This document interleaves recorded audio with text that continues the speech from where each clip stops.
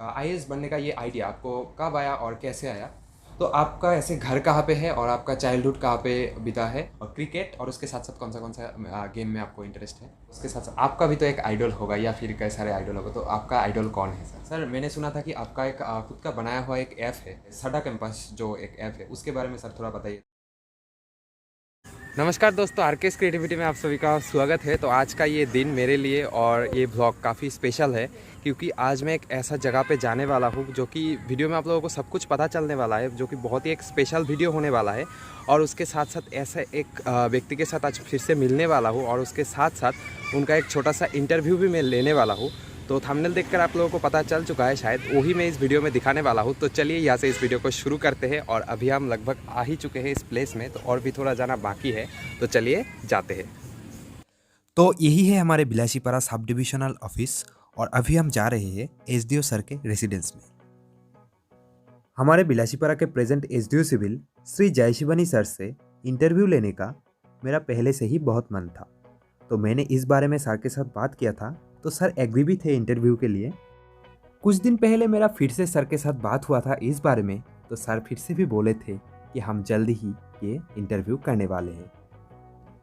और उसके बाद सर हमें आने के लिए बोले थे उनके रेसिडेंस में संडे को 6 बजे। तो आज है संडे, हम आ चुके हैं सर के रेसिडेंस में। तो आज जो बेहतरीन पल आ ही गया है, तो चलिए वीडियो को यहाँ से शुरू करते हैं। वीडियो थोड़ा बड़ा होने वाला है, लेकिन फिर भी एक आईएएस ऑफिसर के लाइफ से जुड़े हुए बहुत सारे बातें आप लोगों को जानने को मिलने वाला है। यहाँ पे एसडीओ सर के रेसिडेंस के सामने, मतलब यहाँ पे लिखा हुआ है, देख सकते हैं आप लोग। ये है, ये इस साइड में है हमारे बिलासीपारा एसडीओ ऑफिस कोर्ट, और ये है एसडीओ सर के रेसिडेंस जय शिवानी सर के। तो जय शिवानी सर से ही मिलने के लिए आज मैं आया हूँ। तो अभी मैं यहाँ पे हम वेट कर रहे हैं, सिक्योरिटी गार्ड रहते हैं, उनसे सुनना पड़ता है। उसके बाद सर से परमिशन मिलने के बाद ही अंदर जाने का परमिशन मिलता है। तो मुझे तो परमिशन, ऐसे सर के साथ मैं बात किया था पहले, तो परमिशन तो मुझे मिल चुका है। फिर भी उन लोग सुनेंगे सर से, उसके बाद हम लोगों को एंट्री करने के लिए देंगे। तो देखते रहिए वीडियो को। तो यहाँ पे हमें अंदर आने के लिए कहा गया है और अभी हम आ गए हैं। ये है एसडीओ सर के रेसिडेंस के ऑफिस, जहाँ पे सर बैठते हैं और सर आने ही वाले हैं। और यहाँ पे जितने सारे एसडीओ हमारे बिलासीपारा में थे सब डिवीज़न बनने के बाद से, उन सभी का नाम यहाँ पे है, लिस्ट है। और यहाँ पे बिलासीपारा सब डिवीज़न का एक मैप भी है। तो अभी हम यहाँ पे वेट कर रहे हैं सर के लिए, सो सर आने ही वाले हैं। तो हम बिलासीपारा एसडी ऑफिस के रेसिडेंस को भी थोड़ा देख लेते हैं। यहाँ पे देख सकते हैं आप लोग, वहाँ पे जिम भी है, उसके साथ साथ सर के जो कार है वो भी है वहाँ पे। और इस साइड में गार्डन है, इस साइड में बैठने के लिए जगह भी है, पार्क जैसा काफ़ी सुंदर है ये रेसिडेंस। और इस साइड में है सर का रूम, देख सकते हैं आप लोग, यहाँ पे बैठने के लिए जगह है। और यहाँ पे रूम है, ड्राइंग रूम है, तो सर भी है यहाँ पे। तो अभी हम आ चुके हैं हमारे बिलासीपारा के एसडीओ सर श्री जय शिवानी सर के रेसिडेंस में, और रेसिडेंस के साथ साथ सर के ड्राइंग रूम में भी है। तो सर भी यहाँ पे है, सर से मिलके काफ़ी अच्छा लगा। तो हम यहाँ से इस वीडियो को अच्छे से शुरू करने वाले हैं। तो सर को पहले हमारे ये चैनल आरकेएस क्रिएटिविटी के तरफ से हमारे आज के इस वीडियो में स्वागत करते हैं। Thank you so much sir, हमें ये मौका देने के लिए, आज के ये इंटरव्यू के लिए, छोटा सा इंटरव्यू के लिए, आपके बहुमूल्य समय हमें देने के लिए थैंक यू सर। तो सर अभी हमारे इस वीडियो में है सर जय शिवानी सर। तो सर से मैं पहले भी मिला था एक बार दुर्गा पूजा के वीडियो में, उससे पहले भी मैं एनजीओ के काम के लिए आया था सर के यहाँ पे। तो सर से मिलके हर बार मुझे बहुत अच्छा लगता है, बहुत मोटिवेशन मिलता है सर के बाद से। और दुर्गा पूजा में वीडियो में आप लोग शायद सर को देखे थे, और सर को तो आप लोग पहचानते ही ऐसे ऐसे भी। तो आज यहाँ पे एक छोटा सा इंटरव्यू मैं लेने वाला हूँ सर से, मतलब सर से दो एक क्वेश्चन मैं यहाँ पे सर से पूछने वाला हूँ, वही है ये वीडियो। तो चलिए यहाँ से इस वीडियो को शुरू करते हैं। तो सर से मेरा पहला क्वेश्चन जो होगा वो है, सर आप तो अभी बिलासीपारा में पोस्टिंग है आपका, आसाम के बिलासीपारा में। तो आपका ऐसे घर कहाँ पे है और आपका चाइल्डहुड कहाँ पे बीता है, और उसके साथ साथ आपका एजुकेशन कहाँ से शुरू हुआ था और कहाँ तक एजुकेशन आपने किया? तो मेरा घर भोपाल में है, मध्य प्रदेश में। अच्छा अच्छा। भोपाल से हूँ। मेरा एजुकेशन स्कूलिंग भी टिल एट्थ स्टैंडर्ड भोपाल में ही हुआ है। अच्छा सर। उसके बाद 9th से 12th तक मैं बोर्डिंग स्कूल में था, इंदौर में, दिल्ली कॉलेज इंदौर। और उसके बाद मैं IIT JEE के लिए अपीयर किया। IIT JEE के बाद मेरा कंप्यूटर साइंस इंजीनियरिंग किया मैंने IIT ISM धनबाद से। तो इतना ही है, बीटेक किया है, पोस्ट ग्रेजुएशन नहीं किया है। तो यही एजुकेशन बैकग्राउंड है।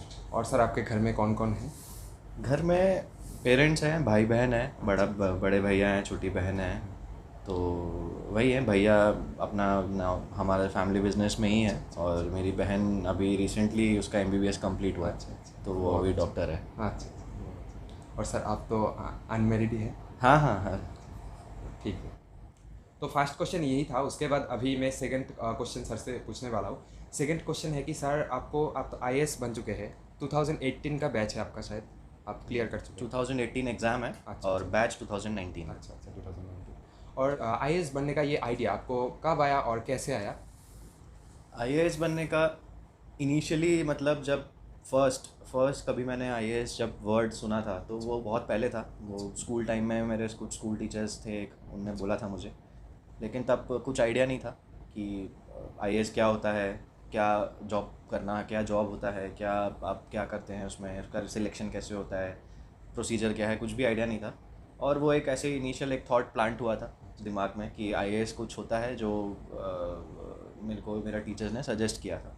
देन मेरे को इंटरेस्ट था साइंस में, मतलब मैंने PCM लिया, फिर IIT JEE किया। मेरे को IT मतलब कंप्यूटर साइंस इंजीनियरिंग में इंटरेस्ट था, तो कंप्यूटर साइंस मैंने ब्रांच लिया।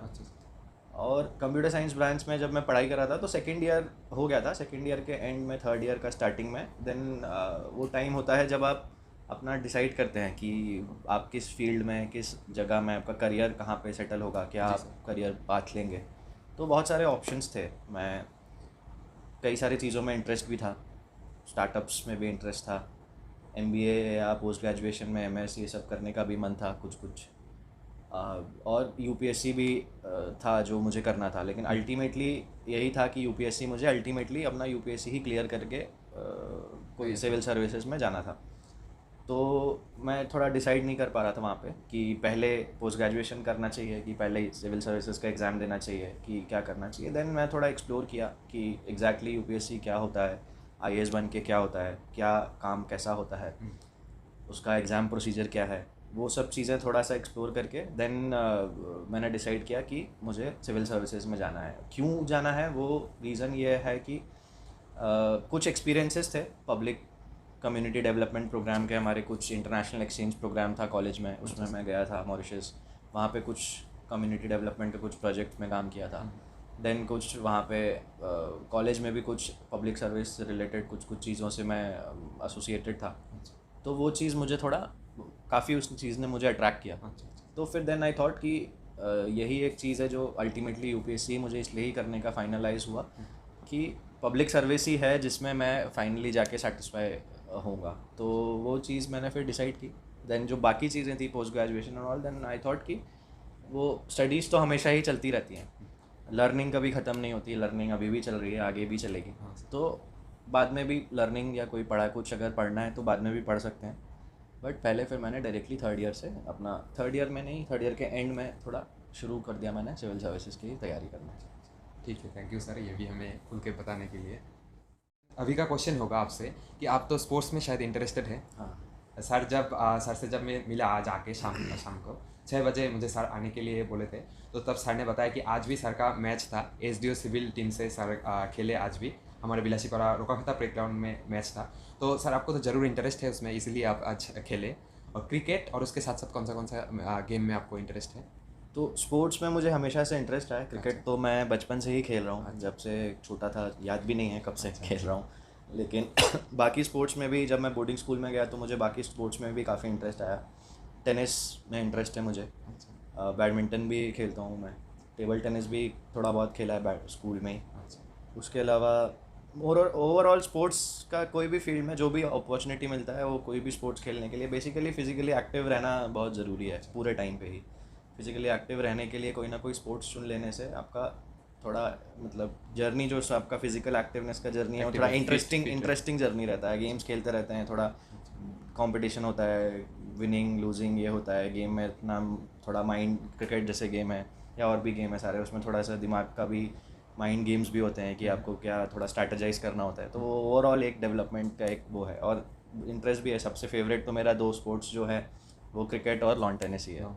और सर मैंने आपका इंस्टाग्राम जो अकाउंट है हाँ। वहाँ पे मैंने देखा था कि वहाँ पे लिखा हुआ है चेस भी आप खेलते हाँ, हैं, हाँ, चेस में भी आप इंटरेस्टेड है, और इंस्टाग्राम में एक पोस्ट भी था आपका जी, जी। चेस वाला। और उसके साथ साथ सर आप क्या बोलना चाहेंगे कि अब जो छोटे जो बच्चे रहते हैं, किड्स जो रहते हैं, उन लोग सारा दिन पूरा मतलब जब भी स्कूल से आते हैं या फिर ट्यूशन से आते हैं तब मोबाइल में बिजी रहते हैं, कार्टून या फिर उसके पढ़ाई लिखाई में मोबाइल के थ्रू बिजी रहते हैं, तो उन लोगों के लिए स्पोर्ट्स के क्या मतलब महत्व होगा वो थोड़ा बताना सर। थोड़ा बैलेंस्ड होना चाहिए। आजकल ऑफ कोर्स जो अभी का जनरेशन है वो टेक्नोलॉजिकली काफ़ी एडवांस्ड है और पूरा उनका ब्रिंगिंग अप जो है वो टेक्नोलॉजी के बीच में ही हुआ है। अच्छा। ऐसा पहले की जनरेशन्स में उतना नहीं था, अभी का जो जनरेशन है तो डिनाई नहीं कर सकते हैं कि टेक्नोलॉजी मतलब जो डिवाइसेस हैं उसका यूज़ है आजकल, तो एजुकेशन में भी बहुत हेल्प करता है। ऑनलाइन क्लासेस होती हैं, वर्चुअल क्लासेस होती हैं, और भी चीज़ें होती हैं जो डिवाइसेस या टेक्नोलॉजी से होती हैं, बट एक बैलेंस बना के रखना ज़रूरी है। अच्छा। फिज़िकल एक्टिविटी को नेगलेक्ट नहीं किया जा सकता, क्योंकि आपका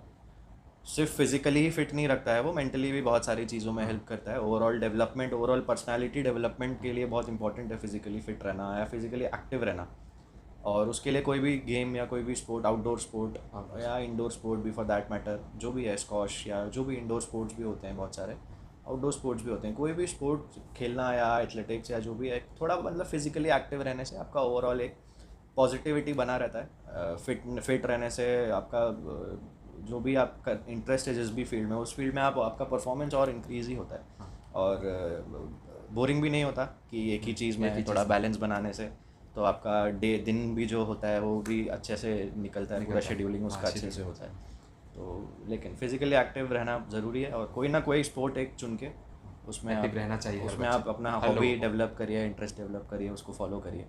और एज अ करियर भी होता है, तो स्पोर्ट्स तो एज अ करियर भी बहुत अच्छा डोमेन है, तो वो भी कर सकते हैं अगर स्पोर्ट्स में बहुत ज़्यादा इंटरेस्ट है। लेकिन नहीं भी है, थोड़ा बहुत कुछ ना कुछ खेलते रहना चाहिए। ठीक है सर। अभी मैं आपसे पूछना चाहूँगा कि आपको तो फैशन में भी इंटरेस्ट है शायद, क्योंकि आपका जो ड्रेसअप है वो देखकर ही सर पता चलता है कि आप थोड़ा फैशनेबल है और आप फैशन में भी थोड़ा बड़ा फोकस करते हैं, तो आप कैसे मतलब ये सब करते हैं और इंटरेस्ट कैसा है आपका सर? एज सच बहुत ज़्यादा कॉन्शियसली इंटरेस्ट नहीं है। अच्छा। इन जनरल बस जनरल चॉइस है। अच्छा, जो भी अच्छा लगता ये है। है जनरल चॉइस, जो अच्छा लगता है वही पहनते हैं। ऐसा कोई बहुत डेडिकेटेडली कॉन्शियसली कहीं उसमें ज़्यादा टाइम इन्वेस्ट नहीं करता हूँ मैं। पर ओवरऑल एक अच्छा सा आप अगर ऑफ कोर्स हम लोग अभी जैसे अभी मैं यहाँ पे जो हमारा काम है, जिस तरीके का हमारा काम है, एक पूरा फॉर्मल और एक ऑफिशियल इसमें रहना अच्छा है, ज़रूरी है। जो भी कोई ऑफिशियल विजिट है या कोई ऑफिशियल काम है या कुछ है, तो फॉर्मल गेटअप बहुत ज़रूरी है। बहुत जरूरी एक IAS तो ऑफिसर के लिए। हाँ, तो वो फील्ड विजिट्स भी होता है, उसमें आप कुछ अगर थोड़ा कंफर्टेबल क्लोथ्स भी पहन सकते हैं, क्योंकि वो कभी कभी टेरेन के हिसाब से। लेकिन ऐसे कोई बहुत कॉन्शियसली मैं उसमें टाइम इन्वेस्ट नहीं करता हूँ, बस जनरली जो पसंद आता है वही पहनता हूँ। और एक अच्छा, आप अगर जो आपका इंटरेस्ट पसंद है चीज़, वो अगर आप पहन के प्रॉपर जा रहे हैं, बाहर निकल रहे हैं, तो आपका एक कॉन्फिडेंस बना रहता है। कॉन्फिडेंस बना, हाँ सर। और उसके साथ साथ आप एक्सरसाइज में भी शायद फोकस करते हैं, जिम वगैरह ये सब तो सर आप करते हैं? हाँ, मतलब वही मैंने जैसे पहले बोला, फिज़िकली एक्टिव रहना Active। ज़रूरी है, तो उसमें स्पोर्ट्स के साथ साथ जिमिंग भी आ जाता है। कुछ लोग, अगर आपको जिम में इंटरेस्ट है तो आप जिम में भी जा सकते हैं। बेसिकली सेडेंट्री लाइफस्टाइल नहीं होना चाहिए। सेडेंट्री लाइफस्टाइल से बहुत सारा बीमारियों का भी इशू रहता है, हो सकता है। बहुत सारा आजकल लाइफस्टाइल डिसीजेज़ आ गया है, इंडिया में बहुत आगे है लाइफस्टाइल डिसीजेज़ में। ओबिसिटी हो गया या डायबिटीज़ हो गया या कार्डियोवास्कुलर प्रॉब्लम्स हो गई, तो जो भी नॉन कम्युनिकेबल डिसीज़ेज़ हैं, लाइफस्टाइल डिसीज़ेज़ हैं, तो वो भी सेडेंट्री लाइफस्टाइल के वजह से आती हैं। तो अपना लाइफस्टाइल एक्टिव रखने के लिए अपना टाइम मैनेज करके, जो भी चीज़ में इंटरेस्ट हो, जिम में इंटरेस्ट है तो मैं भी ऐसे रेगुलर कभी स्पोर्ट्स कभी जिम, कभी स्पोर्ट्स कभी जिम, बैलेंस करके मैनेज करके करता हूँ हमेशा हर चीज़ के लिए। तो आप टाइम निकालना भी इतना वो नहीं है, सभी टाइम सब ऐसे सब टाइम समान सब कुछ चलता। नहीं कर सकते। आपको अनलेस एंड अनटिल आप एक स्पोर्ट्समैन ही हैं एज अ प्रोफेशनल, तो अलग बात है। लेकिन कुछ ना कुछ टाइम निकाल के आइदर अ स्पोर्ट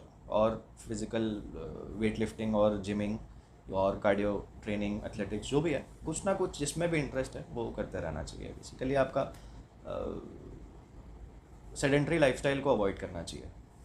ठीक है सर। मैंने सुना था कि आपका एक खुद का बनाया हुआ एक ऐप है जो कि एंड्रॉयड या फिर iOS सब है, साडा कैंपस जो एक ऐप है, उसके बारे में सर थोड़ा बताइए तो अच्छा लगेगा वो। अभी नहीं है वो ऐप, एक्चुअली जब हम कॉलेज में थे, अच्छा, हम लोग जब इंजीनियरिंग कर रहा था मैं, तब सेकेंड ईयर में था मैं, तब सेकेंड ईयर में मैं और मेरे दो दोस्तों ने, हम 3-4 लोगों ने मिलके एक स्टार्टअप चालू किया था। तो वो स्टार्टअप का नाम है साडा कैंपस। अभी वो नहीं है, 2 साल 2.5 साल जैसा वो स्टार्टअप चला। अच्छा, उसके बाद हम लोग ने उसको बंद कर दिया। अच्छा चला वो। एक्चुअली स्टार्टअप ये था कि हम लोग कॉलेज में जब थे, तो धनबाद में मेरा कॉलेज था, IIT धनबाद।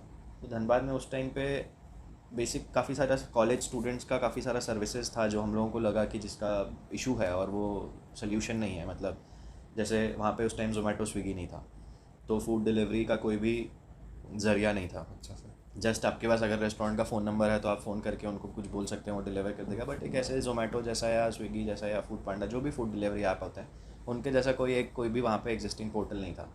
उसके अलावा भी कुछ और इशूज़ थे, जैसे लॉन्ड्री का इशू था, लॉन्ड्री का सर्विसेज नहीं था, ऐसे 2-3 सर्विसेज। तो हम लोग ने सोचा कि क्यों ना हम लोग एक स्टार्टअप चालू करें जो कॉलेज बेस्ड स्टूडेंट्स, जो कैंपस बेस्ड स्टूडेंट्स हैं, जो रेसिडेंशियल कॉलेजेस हैं, उन लोगों को बेसिक सर्विसेज प्रोवाइड करें। तो हम लोग ने स्टार्ट किया था फूड डिलीवरी से। हम लोग ने सारे रेस्टोरेंट्स को इंटीग्रेट किया, एक वेबसाइट बनाया, मोबाइल ऐप बनाया, सारे रेस्टोरेंट्स का मेन्यू अपलोड करके वो उसमें फूड डिलीवरी का जो ऐप है एक वो बनाया। उसके बाद फिर हमने ग्रेजुअली उसमें प्लानिंग किया लॉन्ड्री सर्विसेज ऐड करने का। फिर हम लोग ने उसको दूसरे सिटीज़ में भी चलाया, तो टोटल 6 सिटीज़ में वो इंडिया में चल रहा था। अच्छा, स्टार्टअप हमारा जो वो स्टार्टअप था, मतलब फ्रॉम जबलपुर, उदयपुर, गोरखपुर, भुज, ऐसे धनबाद में करके। भी था? धनबाद से शुरू हुआ था, धनबाद से शुरू। मेनली धनबाद में ही चलता था। उसके बाद ग्रेजुअली हमने एक्सपांड किया, तो दूसरा सिटीज़ में हम लोग ने उसको एक्सपांड किया, तो वो चला। उसके बाद वो सेकेंड ईयर का बात है, जब मैं सेकेंड ईयर में था, सेकेंड ईयर थर्ड ईयर वो किया। जो मैं बता रहा था कि यूपीएससी में जो जब कर रहा था डिसीजन, तब यही एक डिसीजन ये भी था कि स्टार्टअप छोड़ना पड़ेगा, क्योंकि बोथ द थिंग्स ऐसा है, यूपीएससी भी और स्टार्टअप भी अगर आप कर रहे हैं तो दोनों चीज़ें ऐसा है that require your full time, है ना। जो फुल टाइम मतलब आपका वो एक डेडिकेटेड माइंडसेट से दोनों चीज़ में काम करना होता है। अगर आप दोनों को आधा आधा दिन, इनिशियली जब मैंने यूपीएससी पढ़ना शुरू किया था सिविल सर्विसेज के लिए, तो मैं आधा आधा दिन करता था। आधा दिन पढ़ाई करता था, आधा दिन मतलब जो भी कॉलेज आवर्स के बाद टाइम मिलता था उसका हाफ पढ़ाई करता था, नेक्स्ट हाफ स्टार्टअप के लिए काम करता था। तो कुछ टाइम 6 महीने ऐसे चला, 5 महीने 6 महीने, देन आई रियलाइज कि मैं दोनों के साथ जस्टिस नहीं कर रहा हूँ, तो आई हैव टू चूज़। तो फिर मैंने स्टार्टअप से मैं पीछे हो गया। मैंने अपना जो मेरे साथ में को फाउंडर्स थे, जो बैचमेट्स थे, उनको बोला कि आप लोग कैरी फॉरवर्ड करिए स्टार्टअप, मैं अपना यूपीएससी का तैयारी स्टार्ट करूँगा फुल फ्लेजेड। तो वही था। उसके बाद 2 साल तक चला और फिर ग्रेजुअली हम लोग ने उसको बंद कर दिया। अभी सब लोग जो भी हम लोग को फाउंडर्स थे अपना अपना काम कर रहे हैं। तो तब वो प्ले स्टोर में अवेलेबल था? हाँ, तब था, प्ले स्टोर में भी था, वेबसाइट भी था, sadacampus.com, और साडा कैंपस का मोबाइल ऐप। अच्छा, अभी वो बंद हो चुका? अभी वो बंद हो गया है। मतलब वो बेसिकली कैंपस, साडा मतलब अपना होता है पंजाबी में। अच्छा, तो साडा मतलब अपना कैंपस, तो वो एक कैंपस बेस्ड सर्विसेज के लिए ये था। तो सर आप तो हमारे जैसे यंगस्टर या फिर स्टूडेंट का एक आइडल है सर आप, जैसे कि हमारे फ्रेंड लोग हैं, और उसके साथ साथ जो वीडियो देखकर भी बहुत लोग बताते हैं कि सर इतना अच्छे से एक IAS बन चुके हैं, एक IAS ऑफिसर है सर। तो आप जैसे हमारे आइडल है, और उसके साथ साथ आपका भी तो एक आइडल होगा या फिर कई सारे आइडल होगा, तो आपका आइडल कौन है sir? Idol in terms of far दूर से जो आइडल है, मतलब अच्छा। तो आई फॉलो नहीं, I relate a lot with the thought process जो हमारे इंडियन टीम के फेमस क्रिकेटर हैं MS धोनी। अच्छा। तो I relate a lot with the thought process जो है कि आपका जो बेसिक प्रोसेस है उसको ठीक करना ज़रूरी है, रादर देन आप बहुत ज़्यादा रिजल्ट ओरिएंटेड सोचें।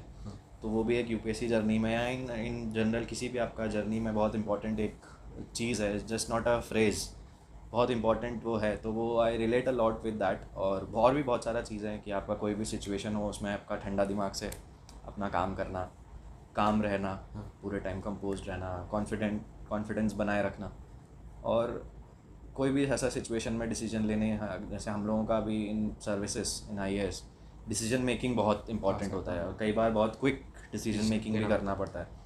तो उस सब चीज़ में आपका अगर दिमाग ठंडा रहेगा और आप सारा चीज़ों को फैक्टर इन करके एक डिसीजन लेंगे तो वो बहुत काम आएगा, बहुत ज़रूरी है वो। तो वो डिसीजन मेकिंग कब कैसे क्या करना चाहिए, तो वो सब बहुत ज़रूरी है। तो थोड़ा मैं I relate a lot with that.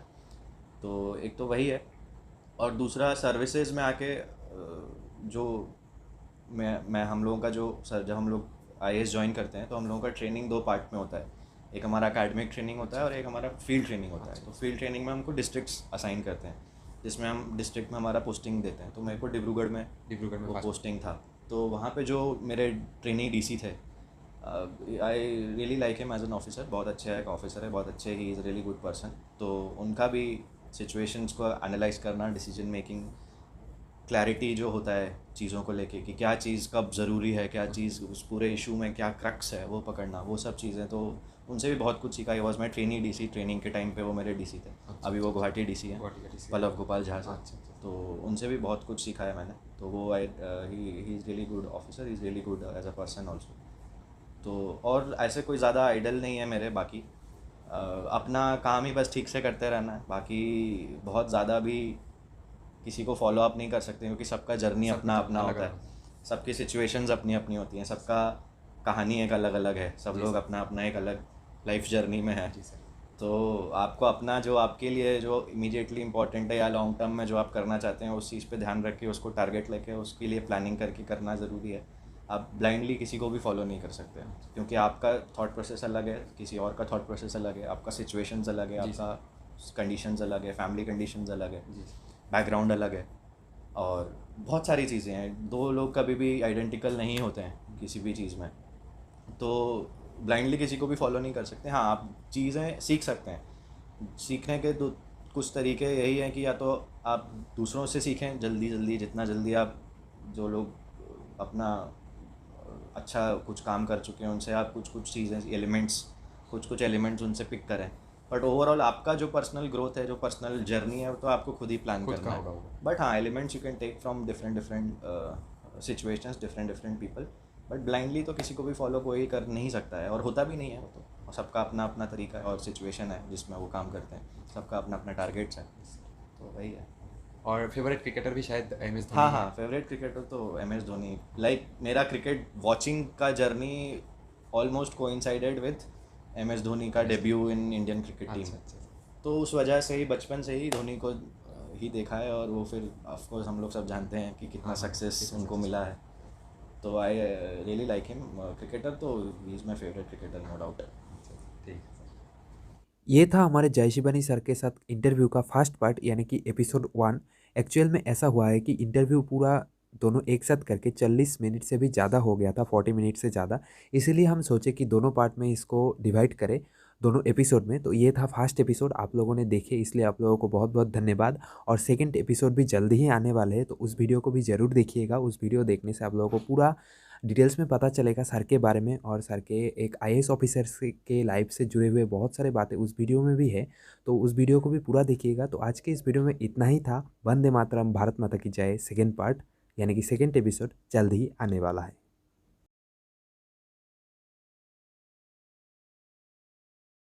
Last question क्या पूछे थे? लास्ट क्वेश्चन तो ये पूछे थे फैशन के बारे में। अच्छा। हाँ सर। काफ़ी ऐसा क्वेश्चन है जो जनरली पूछा नहीं जाता है। हाँ, वैसा क्वेश्चन भी है क्या सर यहाँ पे? नहीं, वो फैशन वाला। अच्छा, हाँ फैशन वाला कोई पूछता नहीं है ना। हाँ सर, लेकिन अच्छा लगता है लोग भी आपको देखे। वही मुझे कॉलेज में उस दिन बताए थे कुछ लोग। हाँ। आपके साथ मुलाकात था, तब बताए सर बहुत हैंडसम।